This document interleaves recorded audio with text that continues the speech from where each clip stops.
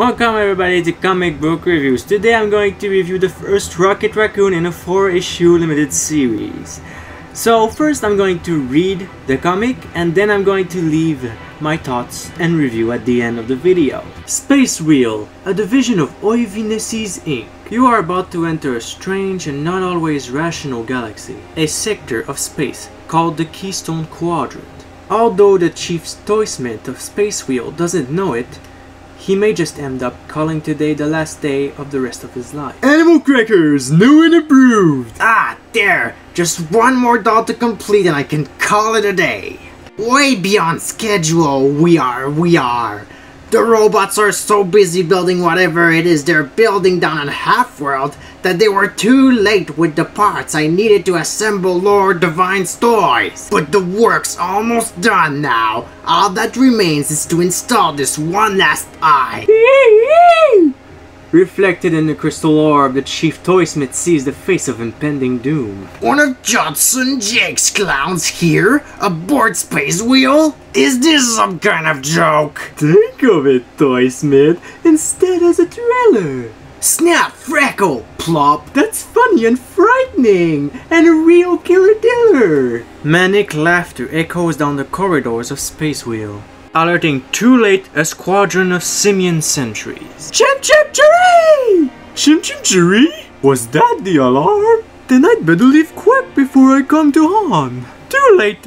I'm surrounded, but I know what to do. Take a good look, chimps. Monkey see? Monkeys do! Freeze zap! The clown's fingers crackle with current from his blaster fire flares. And I'll fry any ape who tries to stop me or dares. Few are the sentries able to stand in his way, and the giggling assassin quickly skates towards the nearest escape hatch. I've done what I came to. It's now time to go. If I want to stay alive, to go on with the show. But Space Wheel is quickly sealed. There can be no escape. Oh, bring me the head of that killer clown. For the right price, you can have the rest of him too, Lord Divine. Blackjack O'Hare and his Black Bunny Brigade are mercenaries by trade. They like their work and they do it well. Laugh this one off if you can, clown. Oh my, it's time to die! Flash! Time to fry if you ask me, clown. With the demise of the killer clown robot, Lord Divine himself, master of the Space Wheel, personally appears on the scene. Master, the clown got now your chief toysmith, and we are here with the ideal schedule. There's only one being in the Keystone Quadrant who'd want my chief toysmith slain. Only one being who'd stand to profit from my misfortune. But Johnson Jakes won't get away with starting a trade war with Lord Divine. I'll signal on him. I'll call in. Stanley presents Rocket Raccoon, created by Bill Mantlo and Keith Giffen. Bill Mantlo, story, Mike Mignola, pencils, Al Gordon, inks, Christy Skeely, colors, Ken Brusnek, letters, Carl Potts, editor, and Jim Shooter as editor-in-chief. Turn your gaze now to an idyllic land on the planet its inhabitants call Half-World. Rocket Raccoon, you told me we were going here to swim. Larla's right, Rocky. You did promise, and the water's delightful. I'm sure it is, Wallen. I'll be in just as soon as I can make some sense out of the symbols scrawled here in the Half-World Bible. That old book the loonies worship? No one's ever been able to read it, Rocket. And I'm unable to understand why anyone would want to. On such a beautiful spring day as today. Splash! Oh dear, Rocket darling. Did I soak your dusty old tomb? Luckily no, Lila, my sweet, but you did dampen my enthusiasm for scholarly pursuits while rekindling my interest in fun and frolic. Won't you join us, Uncle Al? I don't think that would be appropriate, my dear. Besides, it's time for this old walrus to sun himself on the shore, whilst my chest pack installs my prosthetic tusks. But the peace of the glen is suddenly shattered by Booga! the Keystone Cops. Party's over, Ranger Rocket. Your deputies have arrived. Oh dear, how unopportune. The Keystone Cops Crime Detection Squad, reporting, Ranger Rocket. Look, I gave you loonies those uniforms so you could play at being policeman, not annoy me on my day off. Truly sorry to intrude, Ranger Rocket. We were busy tracking the Snail Gang to their lair as you ordered. Which should have taken the next century and a half. But a call came into Cuckoo's Nest that a killer clown had assassinated the toy smith of Lord Divine. What? Why didn't you say so? I just did, sir. Right, okay, you bozos. Get back on the trail of the Snail Gang. While I find out who's dared to strike at one of the 2 toy manufacturers in the Keystone Quadrant. Should you have dismissed the cops, Rocky, if there's a trade war brewing between Johnson Jakes and Lord Divine, you're going to need all the help you can get. That's exactly why I set the cops away, Wall. I can't imagine any crew more helpless. Moments later, the Trouble Trial has traversed the Crimson Clover of Halfworld and come to the compound known as Cuckoo's Nest. The loonies look happy enough. I guess the news hasn't leaked to them yet that there may soon be a war on the interfere with their entertainment. Rocket's first stop is the ancient chapel known only as the Admissions Ward. Ah, Ranger Rocket returning to Halfworld Bible so soon? Duty calls, your mindlessness. Besides, I was nowhere near cracking the book's code. The language of the shrinks, the ancient gods who created us, all is unfathomable, my furry friend. So your mindlessness. Could you scratch a little Lord? Stay just a little while longer, Ranger Rocket. The good humor men are about to perform the ancient rites. As Rocket watches, the Halfworld Bible is placed on its pedestal, and a bizarre dance begins, wherein each good humor man ties with his teeth the straitjacket of the one in front of him. One flew east, one flew west, one flew over the Cuckoo's Nest. In the end, the last good humor man in line finds that there is no one left to strap him in. No! I'm condemned to be uncommented! The religion of the ancients is a demanding one. Few attain the final cure, enabling them to become as the shrinks. Sometimes I don't think I'll ever understand the rituals. Well, Ranger Rocket, finally torn yourself away from your studies, have you? But then, I don't have to. We animals merely exist to see to the safety and entertainment of the incarcerates of Cuckoo's Nest. Lord Divine's lodging a formal complaint, Rocket, charging Judson Jakes with killing his chief toysmith. I'd like some proof, if you don't mind, Divine, before I place Jakes under arrest. Oh, it's proof you want, is it? How's this for proof? Who else but Judson Jakes holds a monopoly on the manufacture of killer clowns? And who else would profit from driving me out of business? Forgive me for maligning your guardian, dearest Lila. I bear him little love, Lord Divine.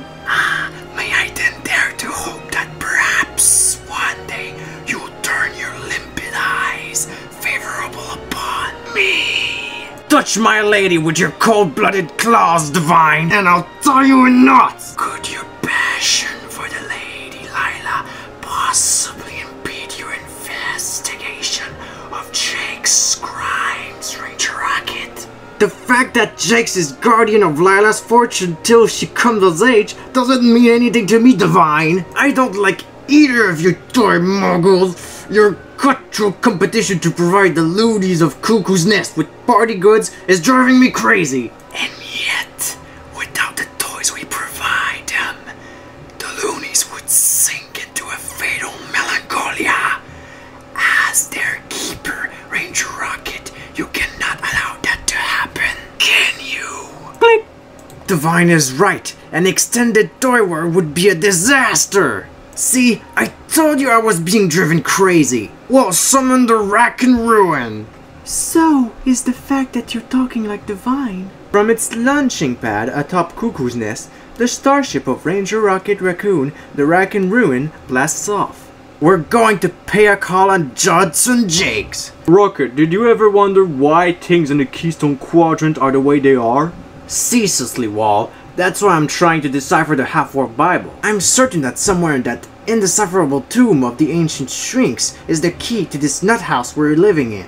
The Rack and Ruin soars high over Halfworld, A planet divided between the fertile forest inhabited by the animals and the sterile steel plains constructed by robots. With the exception of providing protection and companionship for the incarcerates of Cuckoo's Nest, the animals labor little, while the robots work without ceasing to provide artificial appendages for the animals, parts for the loonies' toys, and to construct a giant humanoid spaceship. But where do they expect it to carry them when their ship is completed?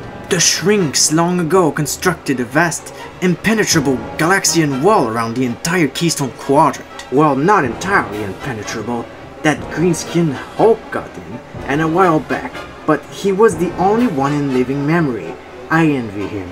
It seems unlikely I'll ever escape the madness running rampant here. Reference from Hulk, issue 271. Soon, the Raccoon Ruin reaches a desolate border area between the animal and robot zones of Half-World, wherein a solitary sinister structure rises. Mayhem Mechanics, Judson Jake's proprietor. Take us down the nearest mole-hole wall and don't bother to knock. I'm sure Judson Jakes is already preparing a warm welcome for us. But even as the ship dives down into the darkness, Lord Divine aboard Space Wheel whips up some nastiness of his own. Simply splendid. What is your slitteriness? Don't you see, simpletons? While Rocket Raccoon takes care of my arch enemy, Judson Jakes, he leaves his lady unprotected. Mayhem Mechanics belongs to Lila's parents. Jakes was their chief toy smith until he secretly assassinated them and made himself Lila's guardian.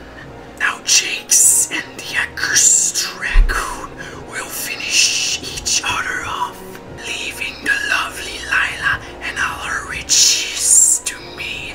Blackjack, I want Lila. I'll be back with her in 2 shakes of a hair's tail, boss. Unaware of the evil intentions being directed towards her, Lila waits in Cuckoo's Nest. Yes, the day of the annual celebration approaches, when each and every loony can be whoever he or she thinks they truly are. The preparations go well for the great masquerade, your mindlessness. The acting of our fantasies is therapeutic, so saith the ancient lore of the Shrinks, which we all must obey. If you'd read the Half-World Bible, as I alone have loony, you know what it was your precious Shrinks truly said, and it would shrivel your straitjacket. The strange shrouded figure does not seem out of place amidst the preparations for the loonies' masquerade, and thus Uncle Pico passes unquestioned into the admissions ward, where he finds himself alone with the Half-World Bible. I was rudely interrupted by Rocket Raccoon when I last perused it. Deciphering its language proved a simple task for one of my unbridled intellect, but the fact that I am privy to the knowledge of the ancients I have hid from one and all, especially my employer Judson Jakes. There is knowledge in the ancient writings of the Shrinks. Knowledge is power, and one day Uncle Pico may wish to be the preeminent power in the Keystone Quadrant. Substituting a tomb of his own in place of the Half-World Bible upon the sacred pedestal, Uncle Pico takes his leave. But the commencement of the sacred ceremony diverts Lila's attention. One flew east, one flew west, one flew over the Cuckoo's Nest. I seem to recall that stoop-shouldered slouch from somewhere.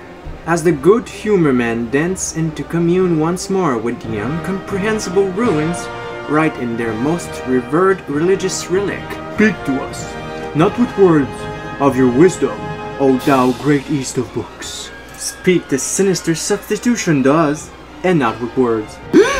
Now I know where I've seen that stoop-shouldered slouch before. It's Uncle Pico. Angered at the defiling of Cuckoo's Nest, which all animals are pledged to protect, Lila races for the ranger station. Word of the theft of the Half-World Bible could sink the loonies into a lethal despondency. I should alert my beloved Rocket, but there's no time for that. Pico would be long gone by the time Rocket arrived. So I guess I'll just have to Yeah. At that moment, The Raccoon Ruin braves the blackness of a massive mole hole. Sick idea of interior design Jakes has. We're passing through Jake's subterranean dumping grounds, the junkyard where he discards all the reject toys and defective dolls churned out by Mayhem Mechanics. Never heard of recycling, has he? We're approaching the main factory complex of Mayhem Mechanics, Rocket. Shall I switch on the shields? Natural. To approach Jake's sanctorum unprotected, we'd have to be nuts! Whoa, the Raccoon Ruin's got Thailand in the grip of a giant nutcracker. Shields are shooting out, Rock. Maintain them as long as you can, Wall. I'm gonna go shut off those giant lobster crackers at their source. Rocket skates, roaring. Ranger Rocket Raccoon soars from the Raccoon Ruin and deep into the black heart of Mayhem Mechanics. You'd expected the proprietor of the establishment to have some sort of surprise prepared for him, but he wasn't expecting the Psycho Circus. Then again, who could? Jakes, you maniac mole! You're supposed to be manufacturing toys for the amusement of the loonies, not insane armies! Judson Jake's only response is a maniacal giggle as Rocket Raccoon is beset and bezinged by the killer clowns of the Psycho Circus. Gad, some of those little laughters are just dying to kill me! Enjoy playing ringmaster to these deranged destroyers while you can, Jakes. Cause I'm gonna fold a tent on your diabolical big top. Rocket's burst shatters the Nutcracker's control, leaving Walrus free to let down the shields and jurying some necessary external repairs. Oh, I love to repair by the Rocket's red glare. On the other flipper, there are times when Walrus of Peace such as myself must set aside my tool tusks for more martial molars. Give it up, Jakes. The party's over. You're chartered to turn out toys for the amusement of loonies, not to further your own evil ends. Wretched Raccoon, don't presume to tell the pundit of pleasure how he may employ the fruits of his genius. The Keystone Quadrant isn't big enough for 2 toy smiths. If the loonies want their laughs, they're going to have to buy them from me. Buy? It's every animal's duty to entertain the incarcerates of Cuckoo's Nest free of charge. So slap my paw, Ranger Rocket. Revoke my license. But you'll not stop this toy war I started until Lord Divine lies dead. And your lovely Lila becomes my bride, thus making her fortune mine. Lila? Marry you? You're mad, Mole! Too true. Just then, Uncle Paco, you dare? Enough! There shall be an end to all this senseless scrapping of the toys I've created. I may be in your employ, Jakes, but I hold a patent on the Psycho Circus, and I refuse to stand by and see my toys destroyed when their destruction furthers no logical end. Jakes, you seek to destroy Lord Divine that you might seize his space wheel, because you are merely steward over Mayhem Mechanic. The only way to own this victory is by marrying the utter Lila. Her parents created Mayhem Mechanics upon Lila's coming of age. Ownership resides in her. You know, Jakes, that Lila loves Ranger Rocket and would never consent to such a marriage. Lord Divine should know that as well, and yet, look! twin widescreens flicker on. I've got your ward, Jakes, and I intend to make both Lila and Mayhem Mechanics mine. Ain't you gonna invite him to the wedding balls? Fear not, my sweet. I swear I shall make you happy so long as you survive the strain of administering so extensive a fortune. Rocket, save me! The transmission ends. Save her for me, Raccoon, or I'll drown the Keystone Quadrant in a flood of blood. War in the Keystone Quadrant? War means a disruption in the flow of toys to the loonies in Cuckoo's Nest, whose happiness I'm pledged to protect. And that's not the worst of it. Lord Divine's kidnapped Lila, my soulmate, and that really makes my fur fly. Next-ish. The Mask of the Red Breath. So that was way longer than I thought to read, as last time I read it faster, but yeah. So, it contains a lot of craziness and a lot of strange anomalies, but that makes it unique in its own way. Everything in the story interested me. There was just enough action to entertain me to the end. The only complaint I would have to say is why the heck do they keep changing Rocket Raccoon's overall design? I'm sure it would be way easier if they kept the same designs in every comic book. I guess this would be less creative and more repetitive, but it's confusing as heck. So I'll give this story a 5 stars out of 5. Thank you for watching, and I'll see you next time.